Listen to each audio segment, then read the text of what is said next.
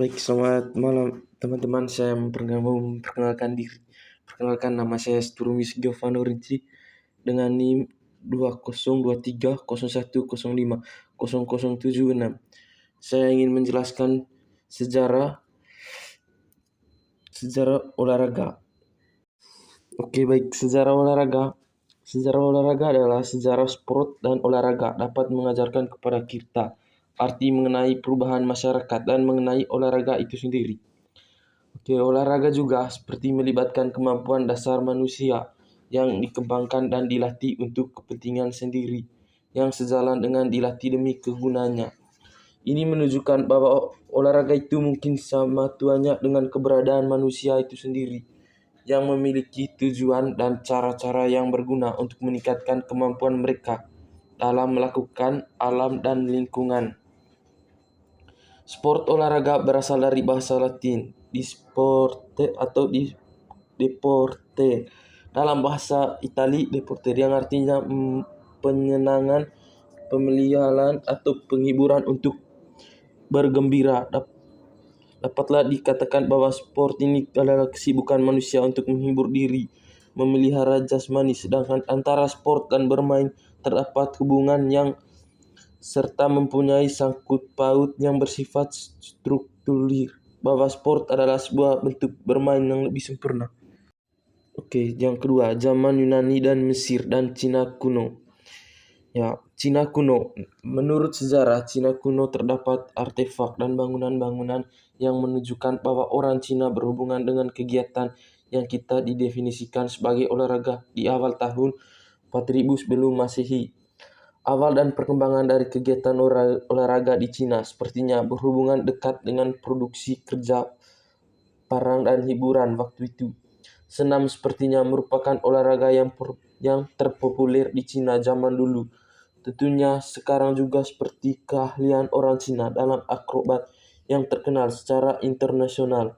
Cina memiliki Museum Beijing yang didesainkan untuk subjek-subjek tentang olahraga Cina dan sejarahnya.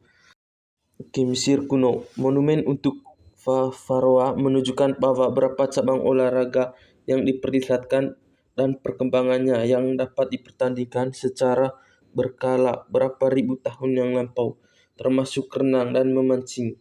Ini tidaklah mengejutkan meningkat pentingnya Sungai Nil dan kehidupan orang Mesir.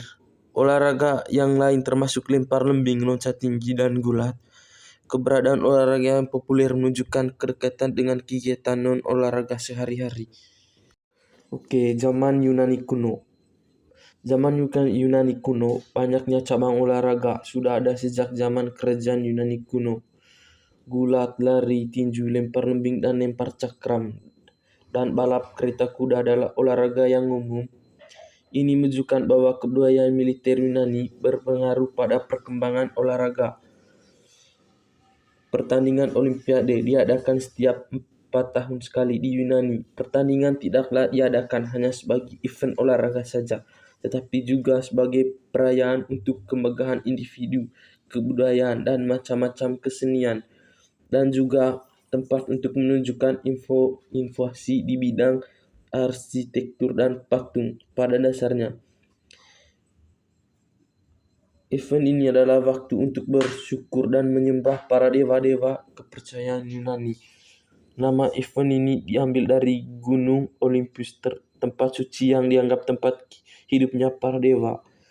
Senjata dinyatakan selama pertandingan Olimpiade seperti aksi militer, eksekusi untuk publik ditangguhkan. Ini dilakukan oleh orang-orang dapat merayakan dengan damai, berkompetisi dalam suasana kebudayaan dan saling menghargai. Zaman Socrates. Zaman Socrates adalah seorang filsuf dari Yunani yang merupakan satu pemikiran yang hidup pada masa Yunani klasik. Pemikiran filsafat Socrates bertujuan untuk mengenal manusia dengan memahami alam semesta melalui teori. Pemikiran filsafat Socrates adalah mengenai hakikat dan kehidupan manusia. Ia mengubah perhatian filsafat dan filsafat alam yang menjadi filsafat manusia. Pendekatan yang digunakan ialah rasionalisme yang mengaji seluruh bidang pemikiran. Selama kejayaan dapat mempergunakan akal, Socrates memiliki setiap pemikiran filsafat dengan keingintahuan. Ia kemudian menjadi rasa ingin tahu ini sebagai awal dan kebijaksanaan pada masanya.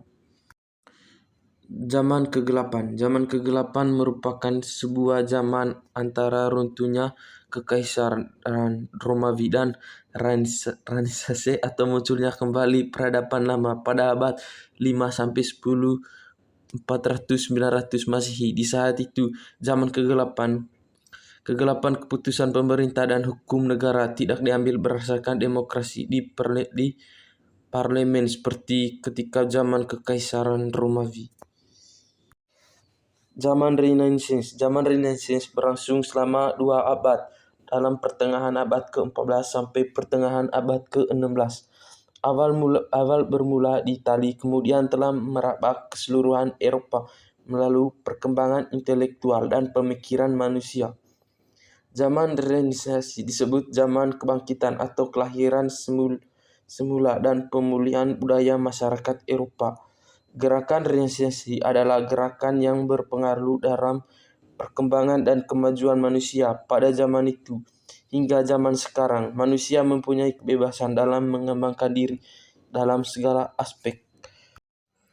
Zaman olahraga modern. Zaman olahraga modern dimulai dari olahraga beregu di kebudayaan barat. Olahraga individu seperti gulat dan panahan sudah dipraktekkan di seluruh dunia, tetapi tradisi olahraga beregu berasal dari Eropa, khususnya Inggris. Olahraga mulai diatur dan diadakan secara berkala sejak Olimpiade kuno sampai pada abad ini. Aktivitas yang dilakukan untuk memenuhi kebutuhan hidup menjadi aktivitas yang diatur dan dilakukan untuk kesenangan atau kompetisi dalam skala yang meningkat.